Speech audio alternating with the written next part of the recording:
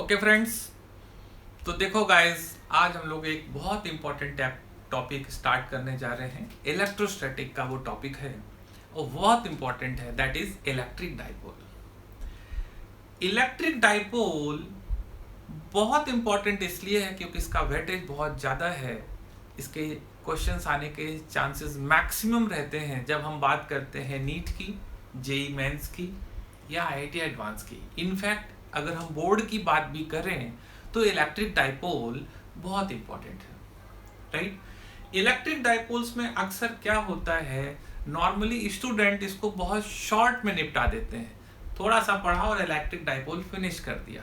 उसका रिजल्ट क्या होता है? उसका रिजल्ट ये होता है कि जब हम न्यूमेरिकल्स करने लगते हैं या कभी बोर्ड एग्जाम में क्वेश्चन आ जाता है या फिर नीट में आ जाता है, जेई मेंस में या एडवांस में आ जाता है, तो हम क्वेश्चन सॉल्व नहीं कर पाते। तो हमें इस बात का ध्यान रखना है बेटे कि देखो फ्रेंड्स, बात ये है कि हम शॉर्ट में निपटाएंगे किसी चीज को तो शॉर्ट में ही मार्क्स भी मिलेंगे।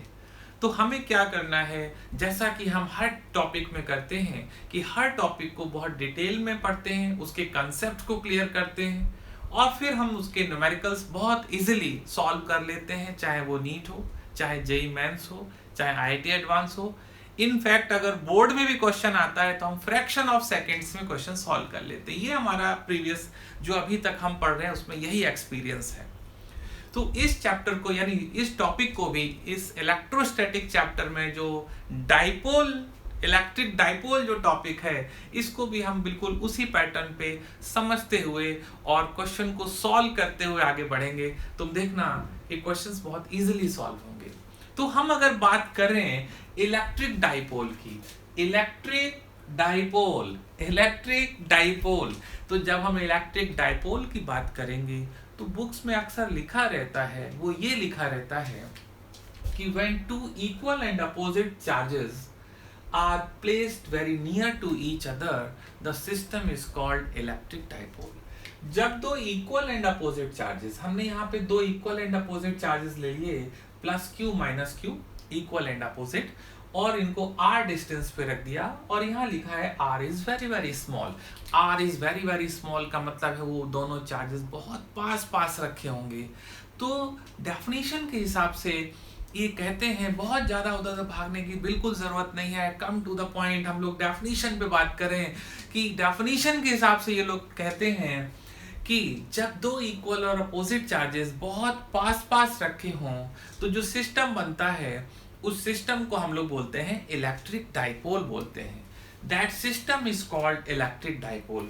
अगर हम कहें कि यहाँ पे दो इक्वल एंड अपोजिट चार्जेस बहुत पास पास रखे हैं तो यहाँ पे एक सिस्टम बन रहा है, मान लो ये सिस्टम बना। तो इस सिस्टम को हमने क्या किया, इस दो इक्वल एंड अपोजिट चार्जेस को बहुत पास पास रखे हैं, इसको एक सिस्टम कह दिया, एज्यूम कर लिया कि ये किसी बॉक्स के अंदर रख दिए। तो ये जो बॉक्स के अंदर सिस्टम रखा है इसको बोलते हैं electric dipole, right. It means electric dipole को और थोड़ा सा हम अगर डिफाइन करने की कोशिश करें तो अपने आप एक चीज निकल के आ रही है कि ऐसा कोई भी सिस्टम, जैसे हमने यहाँ पर इस सिस्टम में इलेक्ट्रिक डाइपोल में इक्वल एंड अपोजिट चार्जेस हैं। अब इक्वल एंड अपोजिट चार्जेस हैं तो यहां से एक बात क्लियर है कि इस सिस्टम में अगर नेट चार्ज की बात करें Q नेट, तो यहाँ Q नेट तो हो गया 0, क्योंकि ये इक्वल एंड अपोजिट चार्जेस हैं। तो प्लस Q माइनस Q आ रहा है तो नेट चार्ज कितना हो गया 0। इस सिस्टम में नेट चार्ज कितना हो गया 0। तो देखो चार्ज 0 हुआ सिस्टम में, तो उस डेफिनेशन के हिसाब से एक चीज और निकल रही है, कंक्लूजन निकल रहा है। हम देख सकते हैं, हम कह सकते हैं कि ऐसा कोई भी सिस्टम जिसमें नेट चार्ज 0 हो, that system could behave as the electric dipole.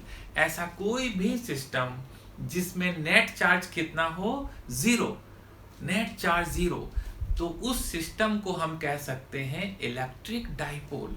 तो इलेक्ट्रिक डाइपोल की कंडीशन आप देखो थोड़ी सी और बढ़ गई। पहले ये बोल रहे थे जब दो इक्वल एंड अपोजिट चार्जेस पास पास रखे हो तो होगा इलेक्ट्रिक डाइपोल। अब इसी से कंक्लूजन आया कि any system having net charge is 0 could be N electric dipole. इतनी बात क्लियर है। तो अब देखो अगर हम बात करें तो इलेक्ट्रिक डाइपोल की एक बेसिक कंडीशन समझ में आ रही है कि इलेक्ट्रिक डाइपोल तभी होगा जब नेट चार्ज किसी भी सिस्टम में कितना होना चाहिए, जीरो। तो net charge is zero means electric dipole. अब यहाँ पर हम बात करें, एक छोटी सी बात ध्यान रखना कि यहाँ पे दो चीजें हैं।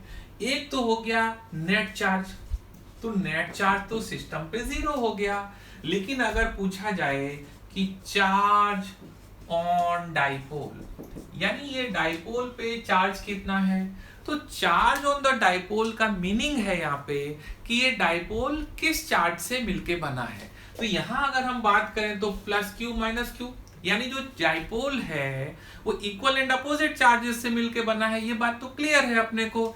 इसी कारण तो नेट चार्ज जीरो आया। नेट चार्ज क्यों नेट जीरो क्यों आया, बिकॉज चार्जेस जो हैं वो इक्वल एंड अपोजिट है। अब यहाँ पे चार्ज ऑन द डाइपोल का मीनिंग ये है कि जो इक्वल एंड अपोजिट चार्जेस हैं वो उस चार्ज का मैग्नीट्यूड कितना है। जैसे अगर यहाँ बात करें तो यहाँ इक्वल एंड अपोजिट चार्जेस हो गए क्यू और माइनस क्यू। तो यहाँ पे कहा जाएगा कि चार्ज ऑन द डाइपोल कितना है, तो charge on the dipole is Q, क्योंकि क्यू और माइनस क्यू से डाइपोल बना है। तो ये यहाँ से कंक्लूजन ये आएगा कि चार्ज ऑन द डाइपोल यानी किस चार्ज से बना है, तो किस चार्ज से बना है, क्यू से। तो दूसरा क्या हो जाएगा, माइनस क्यू। और अगर कोई पूछे नेट चार्ज कितना होगा डाइपोल पे, तो नेट चार्ज तो जीरो होगा। तो यहाँ पे net charge on the dipole zero होता है, कंफ्यूज नहीं होना। Net charge on the dipole is zero and charge on the dipole is, यहाँ पर जो चार्ज ऑन द डाइपोल है वो इस केस में कितना लिखा जाएगा, क्यू लिखा जाएगा। तो यहां से एक कंक्लूजन आया कि ऐसा कोई भी सिस्टम जिस पे नेट चार्ज जीरो हो, उस सिस्टम को हम लोग बोल सकते हैं electric dipole, right. Any system having net charge zero is electric dipole. और यहाँ पे देखते हैं, जैसे मान लो फॉर एग्जांपल, एक एग्जांपल और लेते हैं। मान लो हमने यहाँ पे एक एक्स वाई प्लेन ले लिया, राइट, एक्स वाई प्लेन ले लिया। अब देखना, यहां पर हमने प्लस 2 कूलम का चार्ज रख दिया, एक चार्ज यहां रख दिया प्लस 2 कूलम, राइट। मान लो एक चार्ज यहां रख दिया प्लस 6 कूलम, राइट। यहां पे एक चार्ज रख दिया प्लस 6 कूलम। अब हमको ये समझना है कि डाइपोल की मीनिंग क्या है। अब देखो, यहां पर दो चार्जेस लिए, एक प्लस 2 कूलम यहां रख दिया, प्लस 6 कूलम यहां रख दिया। अब अगर हम कहें यहां पे रख दिया माइनस 3 कूलम चार्ज, एक माइनस 3 कूलम चार्ज यहां रखा हुआ है, एक यहां रख दिया माइनस 2 कूलम चार्ज, ये माइनस 2 कूलम चार्ज रख दिया, और यहां पर कहीं रख दिया माइनस 1 कूलम चार्ज। अब देखो, एक ये सिस्टम हो गया। अब इस सिस्टम में अगर हम बात करें, this is a system now. अब ये एक सिस्टम बन गया और इस सिस्टम में मल्टीपल चार्जेस रखे हुए हैं। देखो, मल्टीपल चार्जेस रखे हैं, ये एक सिस्टम बन गया। अब अगर इस सिस्टम में देखें तो नेट चार्ज अपने को कितना दिख रहा है, जीरो दिख रहा है। कैसे, ये पॉजिटिव 6 और 2, ये हो जाएगा 8, और यहाँ हो रहा है 5 और एक 6। एक और लिख लेते हैं जिससे कि क्लियर हो जाए। तो हम एक काम करते हैं, यहाँ पर इसमें थोड़ा सा चेंज कर देते हैं। ये ले लिया माइनस 3 कूलम और ये वाला भी माइनस 3 कूलम ले लिया। इसको हमें सिर्फ ये समझना है कि सिस्टम की मीनिंग क्या होती है। देखो, ये है, ये माइनस 3 और इसको ले लिया माइनस 2, राइट, ये ले लिया माइनस 2। अब देखो ध्यान से, ये सिस्टम ऑफ पॉइंट चार्जेस है, यानी एक ये सिस्टम है, इसमें ये चार्जेस रखे हैं, राइट। अब अगर हम देखें कि इस सिस्टम में नेट चार्ज कितना है, तो नेट चार्ज इस सिस्टम में 0 है। देखो कैसे, ये प्लस 6 और 2 8, पॉजिटिव चार्ज कितना है, 8 कूलम। और अगर नेगेटिव चार्ज भी देखेंगे 3 3 6 और 2 कितना हुआ, 8 कूलम। तो इस सिस्टम में अगर बात करें तो यहाँ पर ध्यान से देखें कि here the net charge is 0, therefore this system could behave as electric dipole। तो देखो, अपने मन में जब हम लोग पढ़ते हैं तो हम अक्सर ये सोचते हैं कि इलेक्ट्रिक डाइपोल का मतलब only 2 charges. No no no no no no no no no no, only 2 charges नहीं। Any system having net charge 0 could behave as an electric dipole.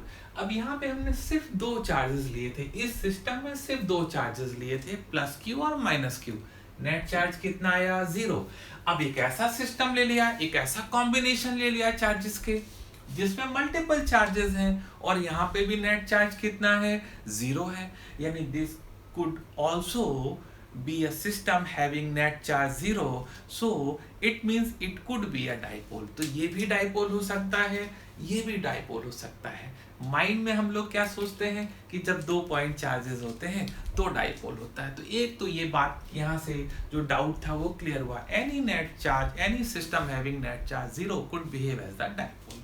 अब आगे की बात करें, यहाँ पर तो हमने देखा कि ये सिस्टम में पॉइंट चार्जेस रखे हैं तो नेट चार्ज 0 हुआ। लेकिन ऐसा भी तो हो सकता है कि मान लो कोई रॉड ले लें, समझना मेरी बात को, यही तो इंपॉर्टेंट चीज होती है कि हम कंपटीशन में क्वेश्चन सॉल्व कर पा रहे हैं या नहीं कर पा रहे हैं। वो ये कंसेप्ट डिसाइड करते हैं कि हमको कॉन्सेप्ट कहाँ तक क्लियर है। जितनी क्लैरिटी होगी क्वेश्चन उतने ही आसानी से सॉल्व होंगे। अक्सर स्टूडेंट सोचते हैं कि 2 पॉइंट चार्ज का मींस डाइपोल, जबकि देखो ये भी डाइपोल हो गया और अब देखिए एक और डाइपोल होने वाला है। मान लो हमने एक ऐसा रॉड ले लिया, अब देखो एक सिस्टम ले लिया, हमने माना कि एक सिस्टम है, इस सिस्टम में हमने क्या किया, एक रॉड रख ली, रॉड है नॉन कंडक्टिंग रॉड, राइट। और इस नॉन कंडक्टिंग रॉड में, ये रॉड हमने कैसे ले ली, नॉन कंडक्टिंग रॉड। अब कंडक्टिंग या नॉन कंडक्टिंग को लेके प्रॉब्लम नहीं है, क्योंकि ये बात हम लोग प्रॉपर्टीज ऑफ चार्ज में, कंडक्टर्स में बहुत अच्छे से पढ़ चुके हैं। हमने कंडक्टर को आधे से ज्यादा प्रॉपर्टीज ऑफ चार्ज में क्लियर कर लिया था, ठीक है। तो अब ये नॉन कंडक्टिंग रॉड है। अब मान लो हमने इस रॉड में कुछ चार्ज पॉजिटिव ले लिया, ये पॉजिटिव ले लिया और Q पॉजिटिव चार्ज ले लिया, राइट। और इसके आगे यहाँ पे निगेटिव चार्ज ले लिया और यहाँ पे नेगेटिव चार्ज कितना ले लिया, -Q। अब देखो ये एक नॉन कंडक्टिंग रॉड है, यानी चार्जेस डिस्ट्रीब्यूटेड है, इस रॉड में चार्जेस आर डिस्ट्रीब्यूटेड और कुछ दूर तक इसमें पॉजिटिव Q चार्ज है और कुछ दूर तक नेगेटिव Q चार्ज है, -Q चार्ज है। अब यहाँ पे ये इंपॉर्टेंट नहीं है कि इक्वल फैले हैं कि नहीं, नो, इक्वल डिस्ट्रीब्यूट है कि नहीं, ये नहीं है। हम तो कह रहे हैं छोटे से पार्ट में पॉजिटिव है और बड़े से पार्ट में नेगेटिव है, but the net charge is 0। यहाँ पर अगर हम देखेंगे तो यहाँ पे नेट चार्ज कितना आ रहा है, Q नेट कितना आ रहा है, सिस्टम में 0 आ रहा है। Therefore this charge rod having positive and negative charges both, this will behave as dipole। अब देखो कंफ्यूजन क्लियर हो रहा है। हम अभी तक ये सोचते थे कि 2 चार्जेस से डाइपोल होगा, बट अभी देखा कि मल्टीपल चार्जेस से डाइपोल होगा। अभी हम सोचते थे इससे पॉइंट चार्जेस से डाइपोल होगा, लेकिन अब हमको समझ में आया कि चार्ज अगर डिस्ट्रीब्यूट भी है, यानी रिजिड डिस्ट्रीब्यूशन भी है चार्ज का, तो भी डाइपोल होगा। इंपॉर्टेंट बात है कि नेट चार्ज कितना होना चाहिए, 0 होना चाहिए। सो हियर अगर आधी दूर, कुछ दूर, हाफ नहीं, सम पार्ट में पॉजिटिव चार्ज है, सम पार्ट में नेगेटिव चार्ज है, but the net charge is 0, so this rod can also behave as the dipole. अब ये जो सिस्टम है ये पॉइंट चार्जेस से मिलके बना है, ये जो सिस्टम है ये पॉइंट चार्जेस से मिलके बना है। तो हम कह सकते हैं कि डाइपोल 2 तरीके के हो जाएंगे, एक पॉइंट डाइपोल हो जाएगा और एक ही रिजिड डाइपोल होगा। ये सिस्टम ऑफ पॉइंट चार्जेस है, इसलिए ये पॉइंट डाइपोल बनाएगा, और ये रिजिड चार्जेस फैले हुए हैं, रिजिड बॉडी में फैले हुए हैं, इसलिए रिजिड डाइपोल बनाएगा। तो डाइपोल्स को हमें 2 तरीके से पढ़ना है। एक पढ़ना है डाइपोल्स को हमें, तो हम कह सकते हैं कि डाइपोल्स 2 तरीके के होते हैं। एक हो जाता है पॉइंट डाइपोल, जो अक्सर बोर्ड वगैरह में, हमारे जो 12th बोर्ड में आता है अक्सर, वो पॉइंट डाइपोल होता है, दिस इज पॉइंट डाइपोल, ठीक है। और एक होता है रिजिड डाइपोल। जब हम कॉम्पिटिटिव एग्जाम की बात करते हैं, when we talk about any competitive exam, जैसे नीट है, जेईई मेंस है, आईआईटी एडवांस है, तो पॉइंट डाइपोल के साथ साथ दूसरा क्या होता है, रिजिड डाइपोल। अब स्टूडेंट क्या होता है कि स्टूडेंट शॉर्ट में पढ़ लेते हैं, सिर्फ पॉइंट डाइपोल पढ़ के खुश हो जाते हैं बस। तो फिर क्या होता है कि जब क्वेश्चंस आते हैं तो वो समझ नहीं पाते हैं कि क्वेश्चन कहाँ से आए। तो यहाँ से क्लियर है कि यहाँ से हम जो पढ़ते हुए आगे आ रहे हैं, इससे कंक्लूजन निकला कि डाइपोल्स दो तरीके के हो गए, एक हो गया पॉइंट डाइपोल और एक हो गया रिजिड डाइपोल। अब एक छोटा सा एग्जांपल लेते हैं, क्योंकि हमने प्रॉपर्टीज ऑफ चार्ज में चार्ज को काफी डिटेल में पढ़ा था, इनफैक्ट वहाँ चार्जेस की कैलकुलेशन भी देखी थी, तो उससे एक छोटा सा एग्जांपल लेते हैं। तो देखो एक एग्जांपल तो ये हमने लिया कि यहाँ पे नेट चार्ज 0 है तो ये डाइपोल होगा, यहाँ पे भी नेट चार्ज 0 है तो डाइपोल होगा। अब एक छोटा सा एग्जांपल और देखो, एग्जांपल हमने ये लिया कि यहाँ पर एक हमने सर्कुलर एक रिंग ले ली, non conducting ring. Suppose this is the non conducting ring, ये नॉन कंडक्टिंग रिंग है, राइट, नॉन कंडक्टिंग रिंग, ये इसका सेंटर है, राइट, और इसका सेंटर हमने ऑरिजिन पे रखा हुआ है। सेंटर जो है हमने कहाँ रखा हुआ है, ऑरिजिन पे। This is the x coordinate, this is the y coordinate, right. We have considered a non conducting ring, ये नॉन कंडक्टिंग रिंग है, this is non conducting ring, non conducting, ठीक है, रिंग, ये समझ में आएगा, right, non conducting ring, and the centre of this ring is placed at the origin, and assume कर लिया कि इस रिंग का रेडियस कितना है, r। Now the charges are given to the ring, अब हमने रिंग पे चार्जेस दे दिए। Now the charges are given to the ring, charges दिए, उसकी चार्ज डेंसिटी ये है, with charge density, charges are given to the ring and charge density is lambda is equal to lambda naught cos theta। कितना है, charges कैसे दिए, lambda is equal to lambda naught cos theta, and theta जो बोल रहे हैं, what is theta? Theta is the angle measured from positive x axis anti-clockwise, और ये बोल रहे हैं theta क्या है, this is the angle subtended from the positive x-axis anti-clockwise। यहाँ से एक बात क्लियर हो रही है कि जैसे जैसे एंगल चेंज होगा, क्योंकि हम जब यहाँ होंगे इस पोजीशन पे तो एंगल 0 होगा, फिर आगे बढ़ेंगे तो 30 होगा, फिर 45 होगा, 60 होगा, 90 होगा, 180 होगा, 270 होगा, ऐसे बढ़ेगा। तो जैसे जैसे एंगल बढ़ेगा, एंगल चेंज होगा, चार्ज डेंसिटी भी चेंज होगी, क्योंकि चार्ज डेंसिटी लैम्डा नॉट तो कांस्टेंट क्वांटिटी है, यानी चार्ज डेंसिटी किस पे डिपेंड कर रही है, cos थीटा पे, राइट। तो क्वेश्चन ये पूछते हैं कि whether this ring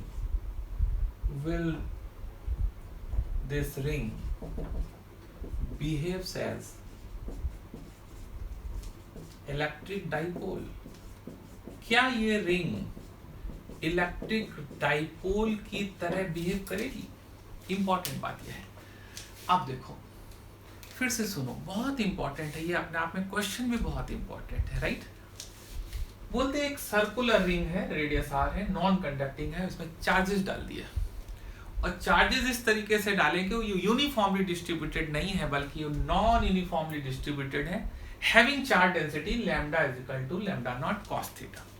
charge density lambda is equal to lambda not cos theta है। Lambda naught is constant quantity, theta is variable. Theta यहाँ से गिवन है कि theta is taken from the positive x axis anti clockwise. तो यहाँ से एक बात क्लियर है कि as the angle changes charge density will change. हो सकता है कि चार्जेस पॉजिटिव हो, चार्जेस नेगेटिव हो, और मैग्नीट्यूड भी कुछ भी हो सकता है, राइट। बोलते हैं will this ring behave as a dipole, क्या ये रिंग डाइपोल होगी। अब बड़ा अजीब सा क्वेश्चन है, क्योंकि हम डाइपोल को तो सिर्फ यहाँ पॉइंट चार्जेस से समझते थे, फिर हमने थोड़ा सीखा तो सिस्टम ऑफ पॉइंट चार्जेस समझा, फिर हमने सीखा तो रिजिड चार्ज समझा। तो यहाँ पे दिख रहा था प्लस क्यू माइनस क्यू, तो ये डाइपोल था, बट यहाँ पे दिख नहीं रहा, यहाँ तो पूछा है। तो अब देखो ये बात आ गई प्रॉपर्टीज ऑफ चार्ज जो हम लोग पढ़ के आए हैं। अगर हम प्रॉपर्टीज ऑफ चार्ज पढ़े हैं तो वहां पर सेम हमने पढ़ा था कि नेट चार्ज इस रिंग पे कितना होगा। प्रॉपर्टीज ऑफ चार्ज में हम लोगों ने चार्ज की भी कैलकुलेशन निकालना सीखा था। जब हम लोग प्रॉपर्टीज ऑफ चार्ज पढ़ रहे थे, मैं याद दिला रहा हूँ तुमको, हम लोगों ने प्रॉपर्टीज ऑफ चार्ज पढ़ी थी कूलम्स लॉ से पहले, क्योंकि सबसे पहले तो हम प्रॉपर्टीज ऑफ चार्ज ही पढ़ते हैं ना, उसके बाद कूलम्स लॉ पढ़ते हैं, राइट। तो इस तरीके की हम लोगों ने वहां पे कैलकुलेशन सीखी थी फॉर द चार्जेस, क्योंकि हम चार्जेस के बारे में पढ़ रहे थे। तो अब यहाँ फिर बता देता हूँ। तो अगर यहाँ पे हमको देखना है कि ये डाइपोल है या नहीं, तो हमें ये चेक करना है कि इस रिंग पे नेट चार्ज कितना है।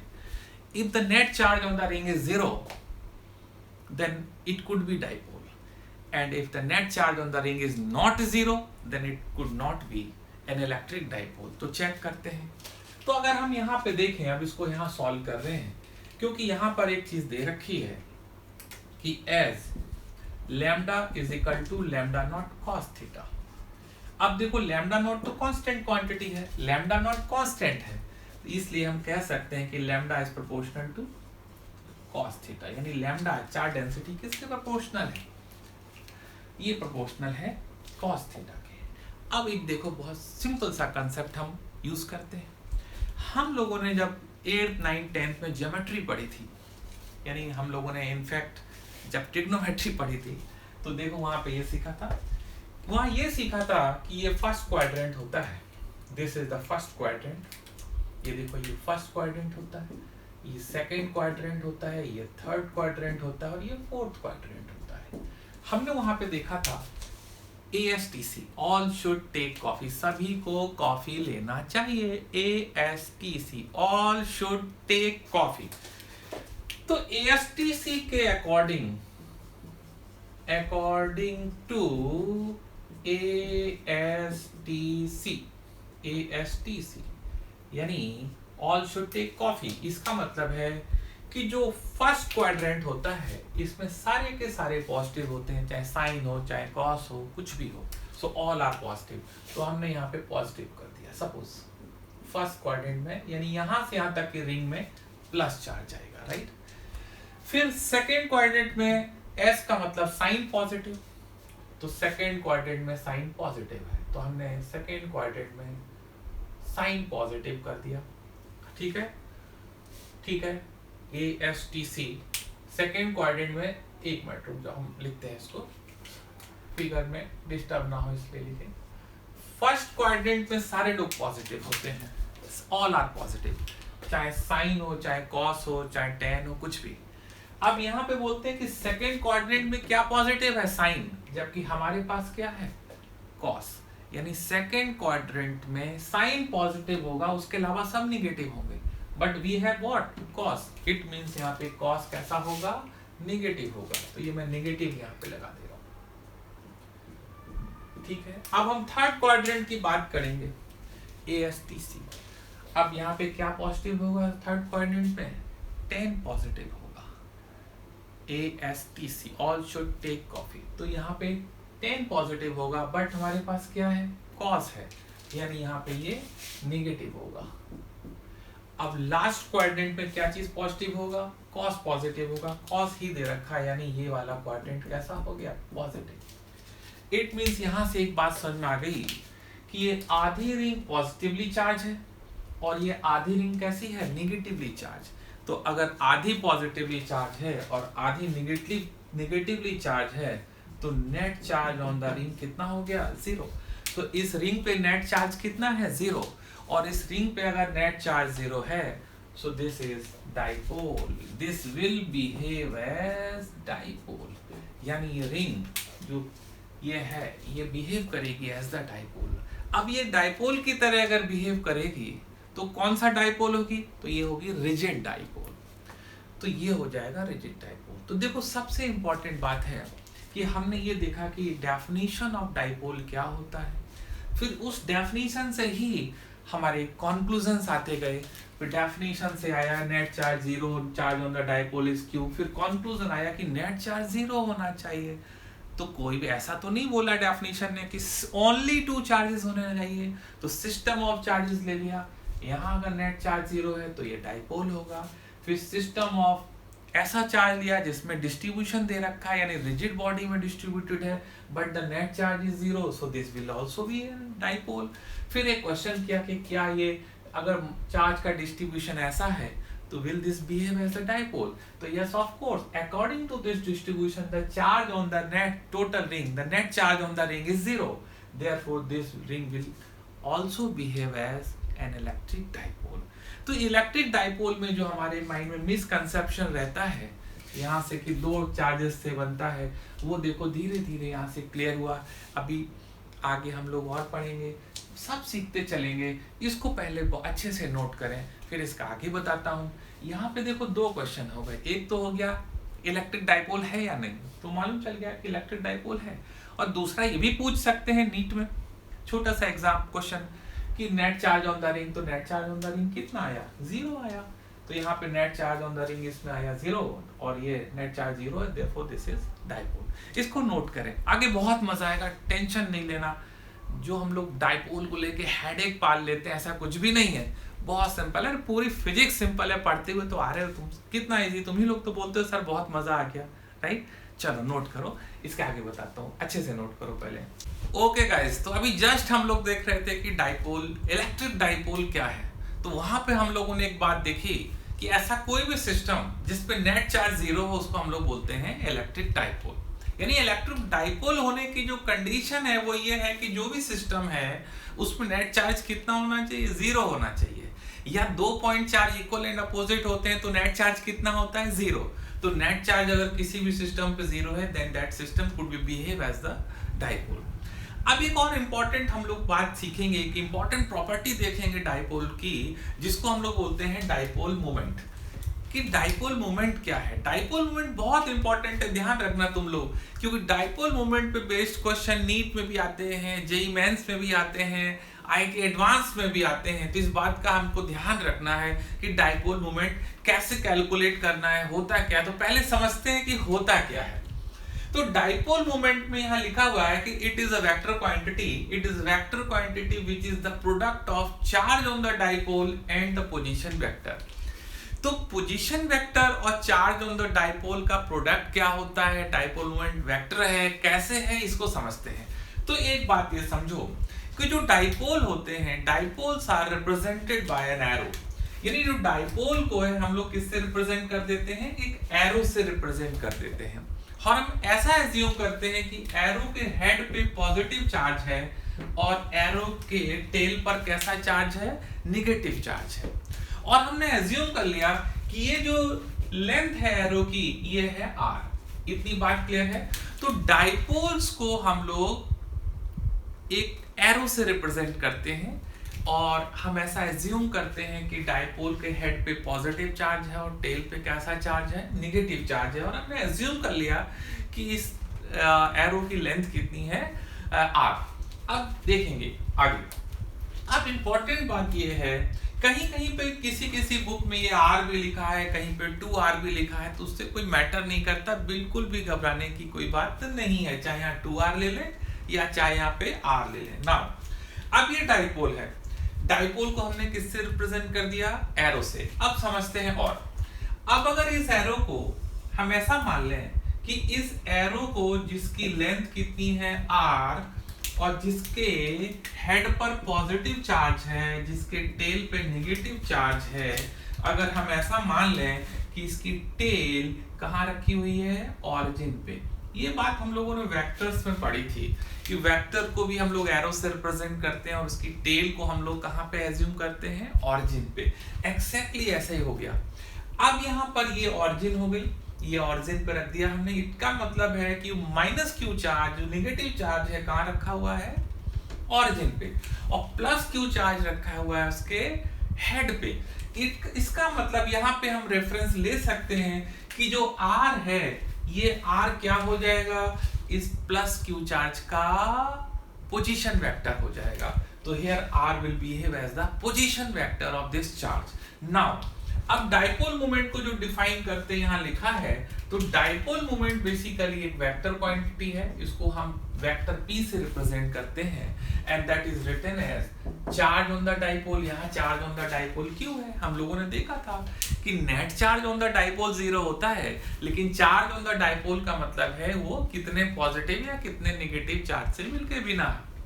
तो यहाँ पर ये प्लस क्यू चार्ज है, तो charge on the dipole is plus Q and position vector is r। तो ये r पोजीशन वेक्टर है, इसलिए इसको हम बोलते हैं vector quantity. So vector quantity का मतलब है ये वेक्टर क्यों है, क्योंकि इसका डायरेक्शन होगा, its direction is from negative q to positive q। इसका डायरेक्शन जो होता है डाइपोल मोमेंट का, वो होता है नेगेटिव चार्ज से पॉजिटिव चार्ज की ओर। So since it is vector, since it is vector, so it is vector, so its direction is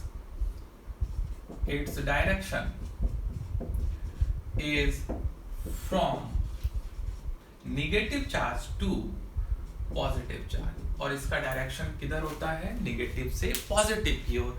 और इसको हम सिंपली इस तरीके से रिप्रेजेंट कर देते हैं कि ये एक वेक्टर है, तो यहाँ पे रिप्रेजेंट कर दिया कि here this is the dipole and this is the dipole moment, so P is the dipole moment, तो its direction is from negative to positive charge. तो डाइपोल मोमेंट हमने समझा कि डाइपोल मोमेंट क्या होता है, charge on the dipole and the distance between the two charges बोलते हैं या पोजीशन वेक्टर बोलते हैं, बात एक ही है, राइट। अब हम लोग डाइपोल मोमेंट कैलकुलेट करना सीखेंगे, dipole moment of point charges. अब हम लोग बात करेंगे dipole moment of point charges. Dipole moment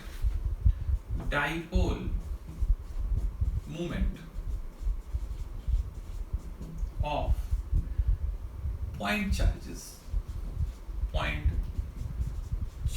पहले हम पॉइंट चार्जेस की वजह से डाइपोल मोमेंट निकालना सीखेंगे।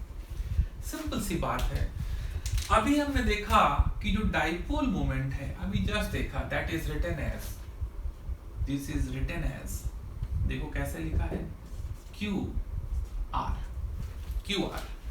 इसका मतलब है, इट मींस डाइपोल मोमेंट अगर x एक्सिस पे निकालनी है तो हो जाएगा Q into x, y axis पे निकालनी है तो क्या हो जाएगा Q into y, and z axis पे निकालनी है सिमिलरली तो z एक्सिस पे क्या हो जाएगी Q into z।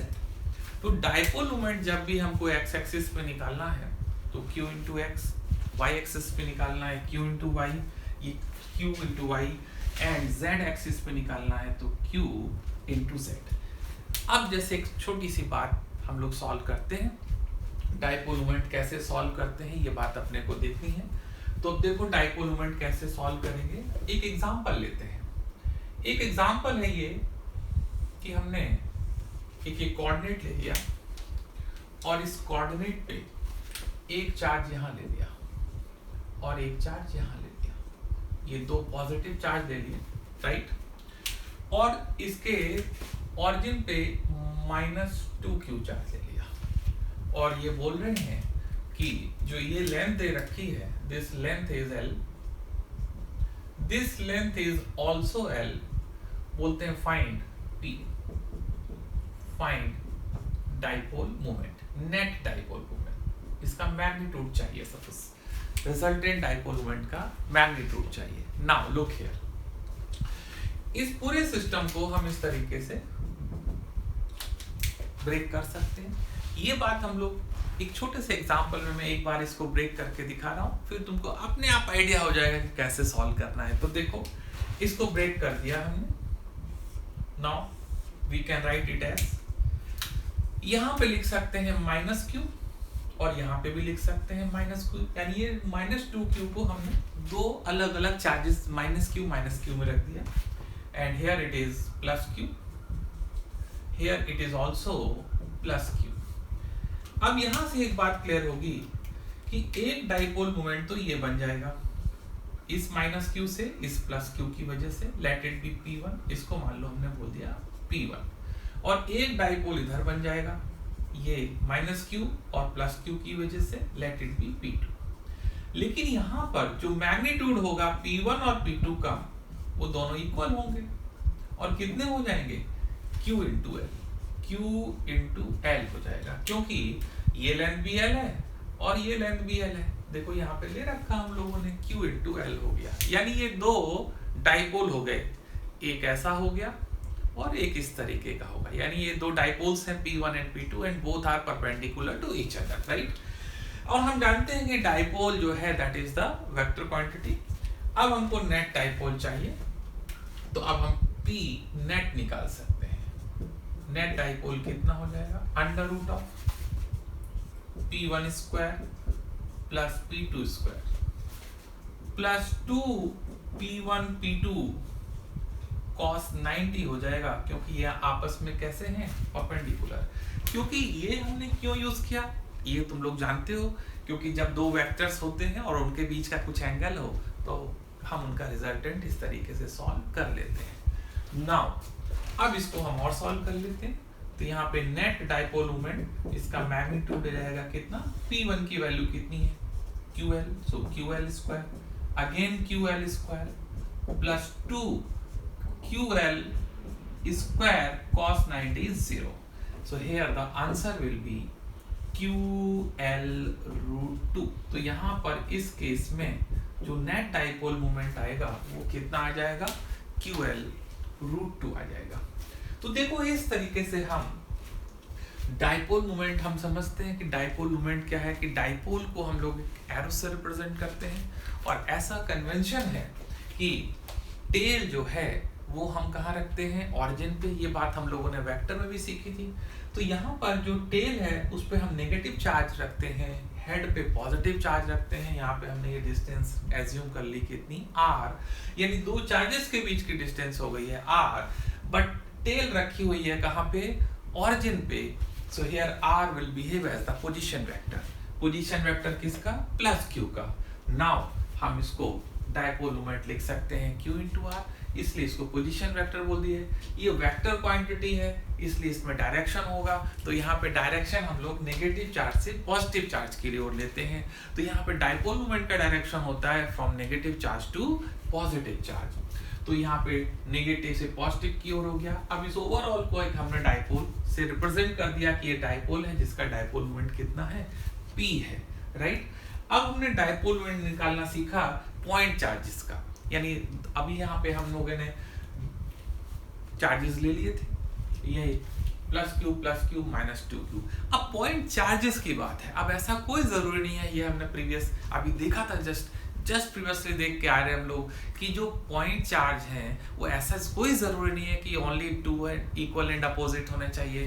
There could be more than 1, 2 और 4 चार्जेस, तो 2 से ज्यादा चार्जेस भी हो सकते हैं, बस कंडीशन ये होनी चाहिए कि उनका जो नेट चार्ज है दैट मस्ट बी 0, राइट। तो that system is called the dipole and we can find the dipole moment of that system. तो यहाँ पर हमने ये सिस्टम ऑफ चार्जेस ले लिए और यहाँ पे जब हमने इसको ब्रेक किया तो हमने देखा कि यहाँ पे 2 डाइपोल्स बन रहे हैं। एक डाइपोल का डायरेक्शन इधर है, एक डाइपोल का डायरेक्शन है, मैग्नीट्यूड दोनों का सेम है क्योंकि दोनों यहाँ से सेम डिस्टेंस पे रखे हुए हैं। नाउ हमने यहाँ पे अप्लाई कर दिया रिजल्टेंट। जब 2 वेक्टर्स दे रखे होते हैं, दोनों के बीच के एंगल दिया है, तो रिजल्टेंट हम इस तरीके से फाइंड करते हैं। तो हमने इसको फाइंड किया और यहाँ से देखा कि इस केस में जो रिजल्टेंट आ रहा है वो कितना आ रहा है, QL रूट 2। इसको नोट करेंगे। अभी हम लोग और बहुत सारे अभी कई एग्जांपल्स करेंगे जो बहुत इंपॉर्टेंट होंगे अपने नीट के लिए, या बात करें बोर्ड के लिए, या बात करें जेईई मेंस के लिए, या बात करें IIT एडवांस के लिए। इसको नोट करेंगे, राइट। ये बिल्कुल नोट करें। आगे और हम कुछ एग्जांपल्स लेते हैं जिससे तुम्हारा कंसेप्ट और क्लियर हो जाएगा। तो इसको ढंग से नोट करना है, टेक इट इजी, नोट करें। तो गाइस एक एग्जांपल और लेते हैं और आगे बढ़ते हैं। तो देखो एग्जाम्पल बहुत सिंपल सा है, अब तुम लोग बहुत आसानी से कर लोगे। हमने क्या लिया कि एक इक्विलैटरल ट्रायंगल ले लिया। सपोज एक हमने इक्विलैटरल ट्रायंगल ले लिया, ये इक्विलैटरल ट्रायंगल है, राइट। इक्विलैटरल ट्रायंगल लिया और इसकी साइड L है। The side of this equilateral triangle is L, right. अब हमने क्या किया कि यहां पर इसके ऑरिजिन पे -2q चार्ज रख दिया, यहाँ पे +q चार्ज रख दिया, यहाँ पे +q चार्ज रख दिया, राइट। अब समझ गए होगे तुम लोग, बहुत इजीली सॉल्व कर लेंगे। बोलते हैं find dipole moment of system.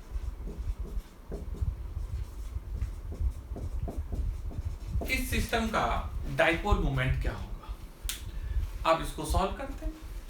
क्योंकि ये इक्विलैटरल ट्रायंगल है तो ये एंगल 60 डिग्री का होगा, ये बात अपने को क्लियर है। अब अगर इसको हम ब्रेक कर दें, यहाँ पर इस सिस्टम को अगर हम ब्रेक कर दें, अभी तो इनको हम ब्रेक कर सकते हैं, बट ऐसे भी सिस्टम हम देखेंगे जिनमें ये ब्रेक करना बड़ा कंफ्यूजिंग होगा। तो ऐसे सिस्टम को कैसे सॉल्व करेंगे ये भी मैं समझाता हूँ। पहले इनको देख लें, सिंपल से है ये बहुत सिंपल सा कंसेप्ट है। आप देखो इनको सॉल्व कर लेंगे, इसको हम ऐसे ब्रेक कर लेंगे। ये इक्विलैटरल ट्रायंगल है, राइट। ये जो -2q है इसको दो पार्ट में q और q में ब्रेक कर लेंगे, राइट। और ये हो गया +q और ये हो गया +q, राइट। ये हो गया।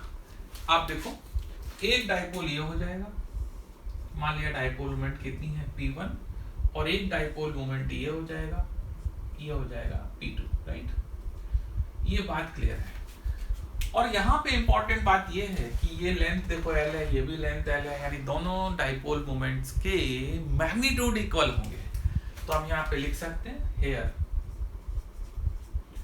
mod P1 is equal to mod P2, और उसकी वैल्यू रख ही देते हैं, तो कितनी हो जाएगी Q इंटू L हो जाएगी, राइट। Q into L। अब इसको हम लोग सॉल्व करते हैं। तो अब यहाँ से अपने को ये मालूम चल गया कि इनका इक्विवेलेंट डाइपोल एक ये हो गया P1 मैग्नीट्यूड QL, एक ये हो गया P2 मैग्नीट्यूड QL, राइट। देखो ये हो गया, बड़ा सिंपल सा। और इनके बीच का एंगल कितना है 60 डिग्री है, right. The angle between them is 60 degree. Now we can find the resultant. अब इनका रिजल्टेंट यानी जो नेट डाइपोल मोमेंट होगा उसको हम लिख सकते हैं, उसका मैग्नीट्यूड हो जाएगा √ P1 square plus P2 square plus 2 P1 P2 cos 60 degree. हम सारे लोग जानते हैं कि cos 60 की वैल्यू 1/2 है, तो इसको सॉल्व करेंगे आ जाएगा QL square plus QL square plus 2 QL square into 1/2। तो यहाँ से जो डाइपोल मोमेंट इसका मैग्नीट्यूड आएगा वो कितना हो जाएगा, ये हो जाएगा √3 QL square. So answer will be QL √3। तो इस केस में यहाँ आंसर कितना हो जाएगा QL √3। तो देखो डाइपोल मोमेंट कैसे भी सिस्टम ऑफ चार्जेस हैं हम डाइपोल मोमेंट फाइंड कर सकते हैं। जैसे इसमें भी अगर देखेंगे तो इसमें भी नेट चार्ज कितना है 0 है, लेकिन चार्जेस 2 से ज्यादा है, राइट। तो इसलिए ये डाइपोल है और इसका डाइपोल मोमेंट फाइंड कर सकते हैं, राइट। अब हम लोग बड़ी इंपॉर्टेंट डिस्कशन करने जा रहे हैं, dipole moment of system of point charges. यहाँ पे तो हमने 2 या 3 चार्जेस लेके देखे। अगर मान लो अलग अलग चार्जेस दिए रखे हों और अलग अलग कोऑर्डिनेट्स में दे रखे हों, XY प्लेन में हो, XYZ प्लेन में हो, स्पेस में हो, तो उनका डाइपोल मोमेंट कैसे फाइंड करेंगे ये देखते हैं। तो अब हम लिखेंगे dipole moment of system of point charges. System of point charges. System of point charges का मतलब है कि अगर बहुत सारे चार्जेस दे रखे हैं, स्पेस में दे रखे हैं, अलग अलग कोऑर्डिनेट्स पे दे रखे हैं, x पे भी x कोऑर्डिनेट पे भी है, y पे भी है, z पे भी है, तो कॉम्बिनेशन कैसे सॉल्व करते हैं ये एक इम्पॉर्टेंट है और ये ज़्यादा इम्पॉर्टेंट है, राइट। ये सब तो बहुत सिंपल था, जो अभी एग्जांपल लिए वो बहुत सिंपल है। अब यही इम्पॉर्टेंट है और इनमें से ही पूछना है उनको। देखो कैसे हम लोगों ने अभी देखा, अभी जस्ट हम लोगों ने देखा कि जो डाइपोल मोमेंट है, डाइपोल मोमेंट को हम लोग लिखते हैं, क्या लिखते हैं, डाइपोल मोमेंट को लिखते हैं QR, ऐसे लिखते हैं, राइट। अगर फॉर मैनी चार्जेस, अगर हम बहुत सारे चार्जेस की बात करेंगे कि वो बहुत सारे चार्जेस, कोई चार्ज x कोऑर्डिनेट पे है, कोई y कोऑर्डिनेट पे है, अलग अलग कोऑर्डिनेट्स पे अलग अलग चार्जेस हैं, तो उनको कैसे सॉल्व करना है ये देखो। तो उसको मान लो यहाँ पे एक फिगर ले लेते हैं, सपोज यहाँ पे एक फिगर बनाते हैं, समझ में आएगा। मान लो यहाँ पे Q1 चार्ज है और इसका कोऑर्डिनेट है x1, y1, z1। यहाँ पे Q2 चार्ज है, मान लो इसका कोऑर्डिनेट है x2, y2, z2। अब ये माइनस माइनस मत देखना, ये नहीं सोचना कि यहाँ पे माइनस होना चाहिए, ये तो हम जनरलाइज कर रहे हैं रिजल्ट को, है ना, जनरल है, माइनस होगा अपने आप आएगा। यहाँ पे मान लो Q3 चार्ज है, x3, y3, z3, ऐसे मान लो अलग अलग जगह पे चार्जेस हैं, कोई यहाँ चार्जेस है Q4, x4, y4, z4, ऐसे बहुत सारे चार्जेस दे रखे हैं। अब देखो यहाँ पर ये स्पेस में दे रखे हैं, स्पेस में दे रखे हैं, तो इस तरीके से फिगर में ब्रेक करना बहुत अपने लिए कंफ्यूजिंग होगा, बहुत ज़्यादा कंफ्यूज होगा, मतलब इसको हम ब्रेक ही नहीं कर पाएंगे, क्योंकि इतना ज़्यादा इमेजिन करना ये बड़ा दिक्कत की बात होगी। तो ऐसे जब सिस्टम होंगे तो उनका डाइपोल मोमेंट कैसे निकालते हैं वो समझते हैं यहाँ पे, है ना, बहुत इंपॉर्टेंट है, देखो समझते हैं। तो अगर सिस्टम ऑफ मैनी चार्जेस देखेंगे और हमको सपोज कैलकुलेट करना है dipole moment along x axis, तो जब dipole moment along x axis calculate करेंगे तो हम यहाँ पे लिख सकते हैं समीशन क्यों लिख सकते हैं, क्योंकि बहुत सारे चार्जेस होंगे, Q1, Q2, Q3, Q4 बहुत सारे होंगे, राइट, और एक्स कोऑर्डिनेट पे अलग अलग जगह होंगे, x1, x2, x4, x5 ऐसे रखे होंगे, इसलिए अगर सबका इफेक्ट देखेंगे तो ऐड करेंगे तो उसको समेशन लिखेंगे, इसलिए लिखेंगे समेशन ऑफ QI XI। तो जब हम बात करेंगे सिस्टम ऑफ डाइपोल मोमेंट की, तो dipole moment along x axis निकालेंगे, क्योंकि डाइपोल मोमेंट वेक्टर क्वांटिटी है, तो उसका डाइपोल मोमेंट का अगर एक्स कंपोनेंट निकालेंगे तो क्या यूज करेंगे, dipole moment along x axis can be written as summation of QI XI। Similarly, dipole moment along y axis can be written as summation of QI YI, and similarly PZ को लिखेंगे summation of QI ZI। छोटा लिख दिया ये, ठीक है, छोटा सा लिख दिया हमने। यानी जब इस तरीके से अगर सिस्टम ऑफ चार्जेस, बहुत सारे चार्जेस हैं एक सिस्टम में और वहाँ सॉल्व करना है, तो हम इस तरीके से लिखेंगे dipole moment along x axis, यानी the x component of the dipole moment, ऐसे फाइंड करेंगे y component of the dipole moment, z component of the dipole moment, because dipole moment is a vector quantity, तो उसमें x component भी होगा, y भी होगा और z भी होगा, तो कैसे फाइंड करेंगे, ये आ गया, कोऑर्डिनेट्स दे रखे हैं।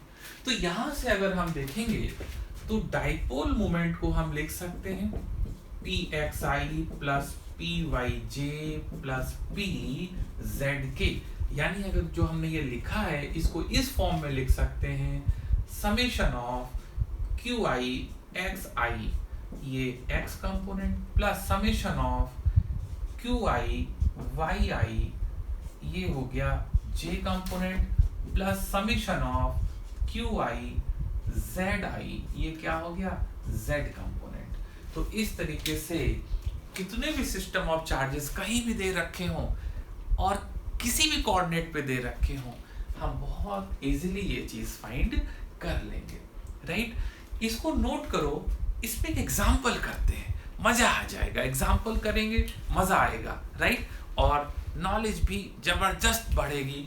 नोट करें इसको पहले, फिर एग्जांपल करते हैं, राइट, नोट करें। ओके गाइस, तो जो अभी हम लोगों ने देखा कि सिस्टम ऑफ पॉइंट चार्जेस उनका डाइपोल मोमेंट कैसे निकालेंगे, उस पर बेस्ड एग्जांपल्स देखते हैं। देखो यहाँ पे एक हमने फिगर ले रखा है, यहाँ पर हमने क्या किया है, इस फिगर में यहाँ पे एक +3q चार्ज ले रखा है, यहाँ +q ले रखा है, यहाँ -q, कोऑर्डिनेट्स दे रखे हैं 0, d, d, 0, 0, -d and -d, 0। अब बोलते हैं इसका डाइपोल मोमेंट इस सिस्टम का कितना होगा, find the dipole moment of the system. ये डाइपोल है, क्यों, क्योंकि इस पर नेट चार्ज 0 है, so if the net charge 0 then system could behave as the dipole, and if the system could behave as the dipole then we can find the dipole moment।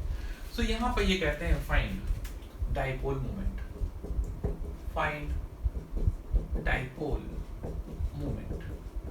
अब अपने को dipole moment find करना है। अब dipole moment अभी हमने देखा था कि जब भी डाइपोल मोमेंट एक्स एक्सिस से फाइंड करेंगे तो summation of q i x i. तो देखो यहाँ पे सबसे पहले हम फाइंड करते हैं dipole moment along x axis summation of q i x i. आप पहले यहाँ से स्टार्ट करते हैं, मान लो हम क्लॉकवाइज चलते हैं, ऐसे चलते हैं, +3। तो यहाँ पे ये +3 है यानी 3q, लेकिन इसका x कोऑर्डिनेट कितना है 0, राइट। अब आ गए हम लोग यहाँ पर, ये हो गया -2q और इसका x कोऑर्डिनेट कितना है *d, राइट। यहाँ आ गए, इसका x कोऑर्डिनेट 0 है तो +q * 0, राइट। और यहाँ आ गए, इसको थोड़ा सा ऐसा करते हैं, थोड़ा आगे की ओर शिफ्ट कर लेते हैं क्योंकि आगे जगह नहीं है। यहाँ से स्टार्ट करते हैं। So dipole moment along x axis, इसके लिए फिर से आए 3q * 0, इसके लिए आए -q * d, इसके लिए आए +q * 0, इसके लिए आए -2q * -d। इस तरीके से हम लोग सॉल्व कर सकते हैं, राइट। इस तरीके से सॉल्व करेंगे ना, because we are dealing with the coordinates. तो बिल्कुल आप सॉल्व करेंगे तो यहाँ से आपने को px मिल जाएगा। तो ये टर्म 0 हो जाएगा, ये टर्म आ जाएगा -2qd, right. This term will be 0 और ये टर्म आ जाएगा +2qd। The answer will be 0। तो यहाँ से एक बात क्लियर हो गई कि जो भी ये सिस्टम ऑफ पॉइंट चार्जेस हैं, यानी जो ये सिस्टम ऑफ पॉइंट चार्जेस मिलके जो डाइपोल बना रहे हैं, उस डाइपोल मोमेंट का x कंपोनेंट कितना आ रहा है 0। अब हम लोग y कंपोनेंट की बात करते हैं, y कंपोनेंट की यहाँ बात कर देते हैं। Now y component will be written as, y component को अगर देखेंगे फिर से यहाँ से क्लॉकवाइज स्टार्ट करेंगे तो ये हो जाएगा 3q * d। ये देखो इसका y कोऑर्डिनेट दी दे रखा है, राइट। अब आएंगे यहाँ पे, ये हो जाएगा -2q * 0। अब आ जाएंगे यहाँ पे +q * -d, राइट। और यहाँ जाएंगे तो यहाँ आएंगे तो कितना हो जाएगा -2q * 0। अब इसको लिख लेते हैं। तो y कंपोनेंट जो आएगा यहाँ पे वो कितना आएगा, ये देखो ये 3qd, राइट। ये टर्म 0 हो जाएगा, ये टर्म हो जाएगा -qd and the last term will also be 0. So the y component of this dipole moment is 2qd। तो अब देखो इस जो सिस्टम हम लोगों ने ले रखा था, सिस्टम ऑफ पॉइंट चार्जेस, इसका x कंपोनेंट जो डाइपोल मोमेंट का वो 0 आ रहा है और y कंपोनेंट आ रहा है 2qd। So overall we can write dipole moment as 0i plus 2qd। तो यहाँ से हमने देखा कि इस सिस्टम ऑफ पॉइंट चार्ज का जो डाइपोल मोमेंट आ रहा है वो कितना आ रहा है, this is the right answer, 0i plus 2qd। तो सिस्टम ऑफ पॉइंट चार्जेस कहीं भी हो, चाहे स्पेस में हो, चाहे प्लेन में हो, चाहे लाइन पे हो, बस जो अभी हम लोगों ने देखा the summation of q I R आई, उसको अगर प्रॉपर हम अप्लाई करेंगे तो चाहे क्वेश्चन नीट का आ जाए तुम्हारे सामने, चाहे बोर्ड का आ जाए, चाहे जेईई मेंस का आ जाए, चाहे आईटी एडवांस में कितना भी ट्विस्टेड हो जाएगा, you will be able to solve the question immediately, right? So this is how we can solve this question. Similarly, ये हमने जिस तरीके से सिस्टम ऑफ चार्जेस ले रखे हैं, यहाँ पे एक सिस्टम ऑफ चार्ज और ले रखा है, बिल्कुल वैसा ही है, थोड़ा सा हमने चार्जेस को बढ़ा दिया। बोलते हैं इस सिस्टम का डाइपोल मोमेंट क्या होगा। अब देखते हैं, पहले तो चेक करेंगे क्या ये डाइपोल है, तो चेक कर लेते हैं। प्लस क्यू में देखेंगे 4 और 2, ये 6 प्लस क्यू चार्जेस है, 6 कूलम। और अगर हम इधर देखेंगे तो नेगेटिव भी 6 कूलम का चार्ज है, तो +6 - 6 will be 0. It means this is the dipole. This will behave as the dipole. And if this behaves as the dipole, then we can find the dipole moment of this system. तो इसको निकालते हैं, चलो देखते हैं, right. तो देखो यहां से स्टार्ट करते हैं, राइट। ये तो इसके लिए था, अब हम इसके लिए बात करते हैं, इस वाले के लिए, राइट। अब इसका x कंपोनेंट निकालते हैं, x component of dipole moment. अब ये निकालना आ गया है तुम लोगों को, कोई प्रॉब्लम नहीं है, जैसे ये निकाला था। फिर से हम क्लॉकवाइज लेते हैं, ऐसे लेते हैं 1 2 3 4 5। अब देखो इस +2 के लिए अगर हम देखें, थोड़ा पीछे से स्टार्ट करते हैं जिससे कि अपने को स्पेस मिल जाए, राइट।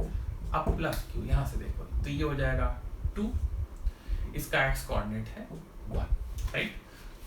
अब यहाँ पहुंचेंगे, ये हो जाएगा -2, x कोऑर्डिनेट 0। अब यहाँ आते ये हो जाएगा -3, x कोऑर्डिनेट इज -1। ये माइनस वाली जब कैलकुलेशन आएगी ध्यान देना है, यहाँ गलती हो सकती है, वो भी कंसेप्चुअल गलती नहीं होगी, कंसेप्चुअल मिस्टेक नहीं होगी, कैलकुलेशन मिस्टेक हो सकती है। So you must be prepared for here, and here it will be -1 into -3। अब चेक कर लेते हैं px, ये हो जाएगा 2 + 0, ये हो जाएगा +3 और ये हो जाएगा +3। देखो ये भी +3 माइनस प्लस, सॉरी +3 है, not 4। This will B +3, this will also be +3। तो अगर हम देखेंगे तो यहाँ डाइपोल मोमेंट जो आ रहा है वो आ रहा है 8। सो x component of the dipole moment is 8। इस सिस्टम के लिए x कंपोनेंट आ गया है 8। अब हम लोग y कंपोनेंट निकालते हैं इस सिस्टम का। y कंपोनेंट में देखो कैलकुलेशन चेक कर लेते हैं, 2 × 1 -2 × 0 -3 × -1, राइट, एंड -1 × -3, राइट। अब ये देखो, ये हो गया 2, ये 0, ये हो गया 3 और ये भी हो गया 3, राइट। अब हम y कंपोनेंट निकालते हैं इसका, इस सिस्टम के डाइपोल मोमेंट का y कंपोनेंट। यहाँ देखो 2 × 2, 2 × 2, यहाँ देखो -2 × 0, राइट। यहाँ देखो -3 × 1, देखो यहाँ पे y कोऑर्डिनेट 1 है। इसको देखेंगे तो -1 × 2, राइट, 1 × 2। अब इसको सॉल्व कर देते हैं, तो यहाँ जो y कंपोनेंट आ जाएगा ये 4 हो गया, ये तो 0 हो गया, ये हो जाएगा -3 और ये हो जाएगा -2। सो दिस विल बी 4 और ये माइनस है तो this is -1। So here y component of this dipole moment of this system, इस पूरे सिस्टम का जो डाइपोल मोमेंट आ रहा है उसका y कंपोनेंट आ रहा है -1, right. Similarly, we can find the z component of the system. Z component of the dipole moment of the system, ये तो काफी नीचे की बात है यहाँ पे। तो एक काम करते हैं, यहाँ पे सॉल्व कर देते हैं, z कंपोनेंट को यहाँ ले लेते हैं, ठीक है।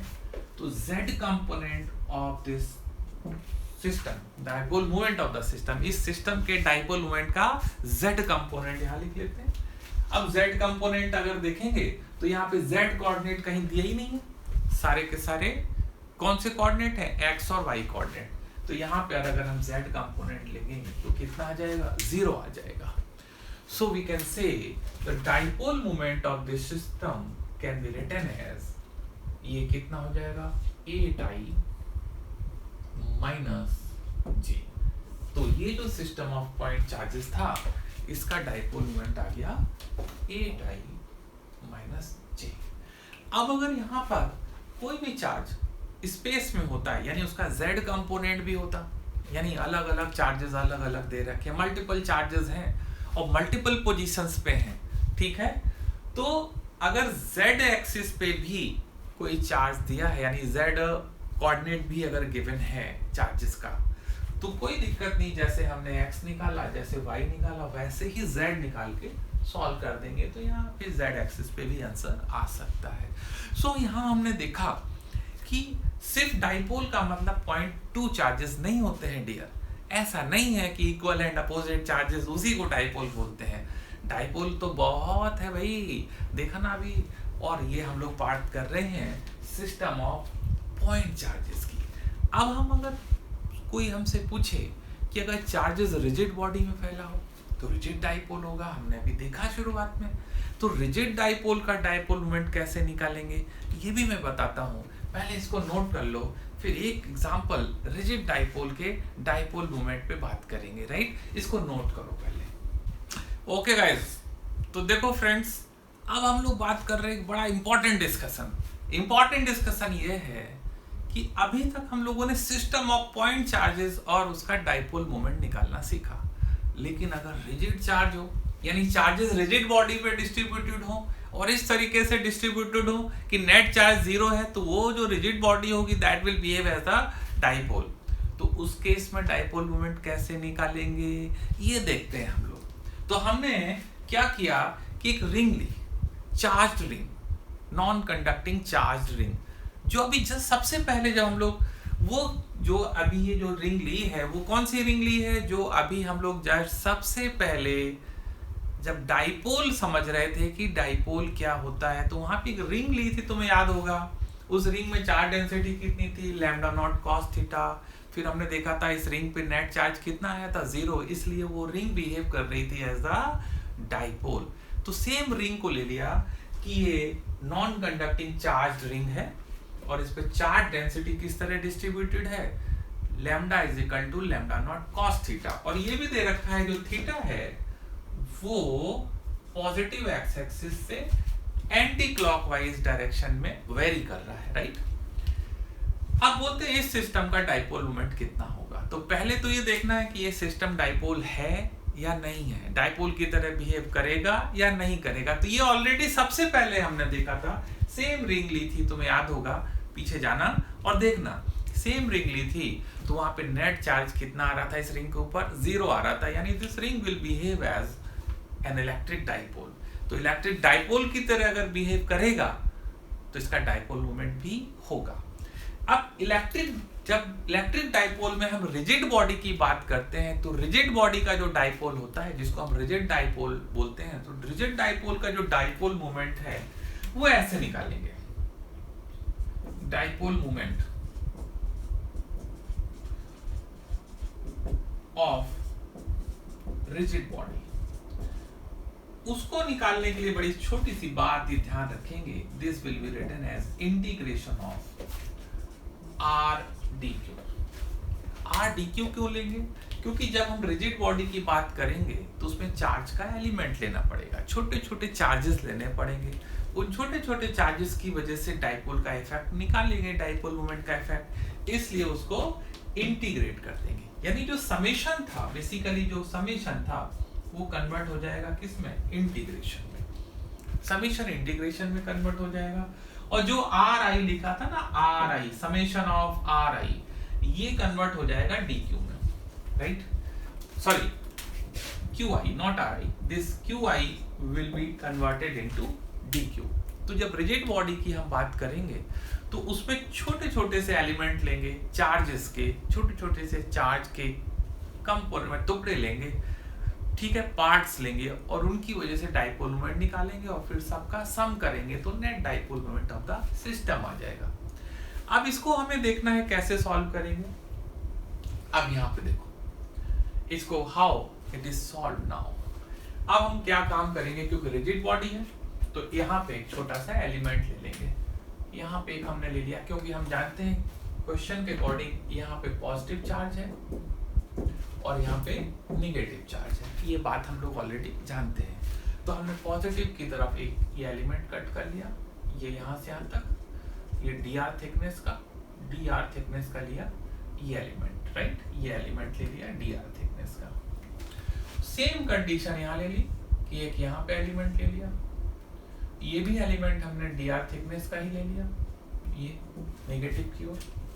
अब देखो इसका रेडियस r है, ये जो है इसका रेडियस कितना है r, यानी ये रेडियस इसका भी कितना है r। हमने अज्यूम कर लिया कि जो ये एलिमेंट है वो यहाँ से थीटा एंगल पर है, यहाँ से भी थीटा एंगल पर है, तो ये एलिमेंटल एंगल कितना हो जाएगा, d थीटा। इसका भी एलिमेंटल एंगल कितना हो जाएगा, d थीटा, राइट। अब हम इसको सॉल्व करेंगे। तो अगर ध्यान से देखें तो ये यहाँ पे माइनस डी क्यू चार्ज आएगा और यहाँ पे कैसा आ जाएगा, डी क्यू चार्ज आएगा। इस dq और माइनस dq के बीच यानी दो point charges equal and opposite बन रहे हैं, उनके बीच की डिस्टेंस चाहिए। तो डिस्टेंस ये वाली हम यहाँ से निकाल लेंगे, इसके लिए ये डिस्टेंस, इसके लिए डिस्टेंस ऐड कर देंगे, यानी ये वाली डिस्टेंस ले लेंगे। ये डिस्टेंस हो जाएगी r cos थीटा, और इधर भी ये डिस्टेंस कितनी हो जाएगी r cos थीटा। ये बात क्लियर हो गई, राइट। ये यानी यहाँ से एक बात क्लियर हो गई कि माइनस dq और प्लस dq के बीच की डिस्टेंस कितनी हो गई 2r cos थीटा। अब हम अप्लाई करेंगे p = r dq। अब हम r की जगह लिखेंगे 2r cos थीटा, dq की जगह लिखेंगे लैम्डा इनटू dr, क्योंकि चार्ज डेंसिटी है लैम्डा और थिकनेस कितनी ले रखी है dr, तो हम लिख देंगे लैम्डा dr। अब इसको सॉल्व करेंगे तो यहाँ लिखेंगे 2r cos theta into lambda की वैल्यू हो जाएगी लैम्डा नॉट cos थीटा, और dr को लिख सकते हैं एंगल = आर्क अपॉन रेडियस।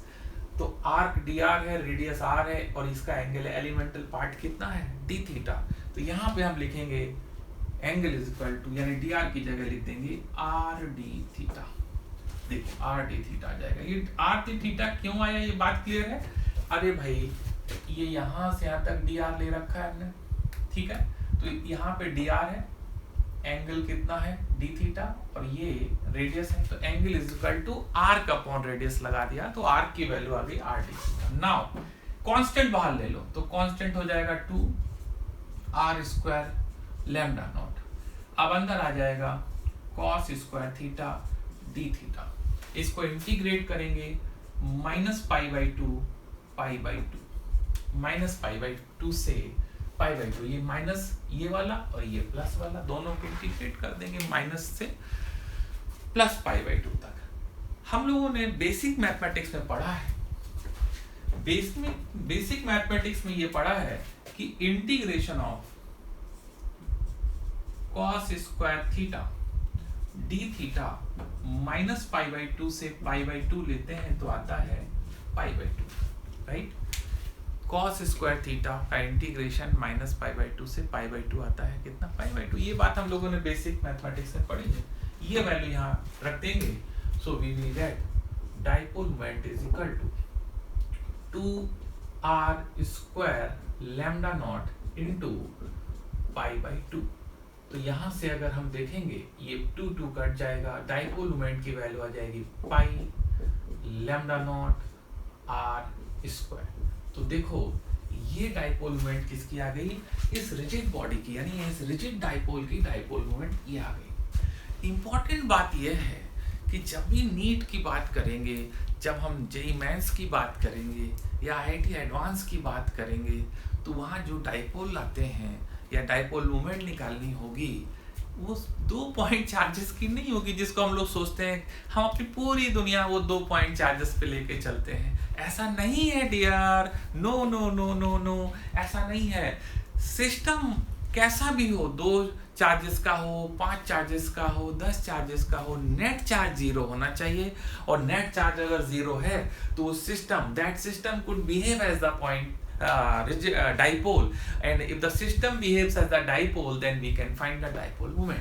तो डाइपोल मोमेंट हमको किसी भी तरीके की सिस्टम की एग्जाम में पूछी जा सकती है।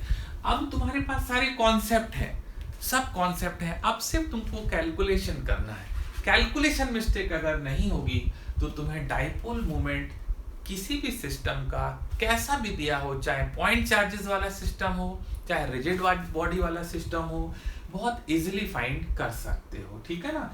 तो इसको देखो, हमने ये जो रिजिड बॉडी पे था तो इस कंडीशन को लगाया, हमने एलिमेंट ले लिए। ये एलिमेंट प्लस माइनस क्यों है ये मालूम है, क्योंकि इस तरफ कंडीशन के अकॉर्डिंग इधर प्लस आएगा, इधर माइनस चार्ज आएगा। ये बात हमने सबसे पहले रिंग के लिए बताई थी। इनफैक्ट ये भी बताया था कि सबसे पहले जब हम प्रॉपर्टीज ऑफ चार्ज पढ़ते हैं तो इस रिंग पे टोटल चार्ज ही पूछ लेते हैं, तो वो भी हम लोगों ने सीखा, तो निकाला। फिर इन दोनों के बीच की डिस्टेंस चाहिए थी, तो ये कंपोनेंट निकाला, ये कंपोनेंट यानी ये कंपोनेंट r cos थीटा, ये भी r cos थीटा, तो 2r cos थीटा हो जाएगा।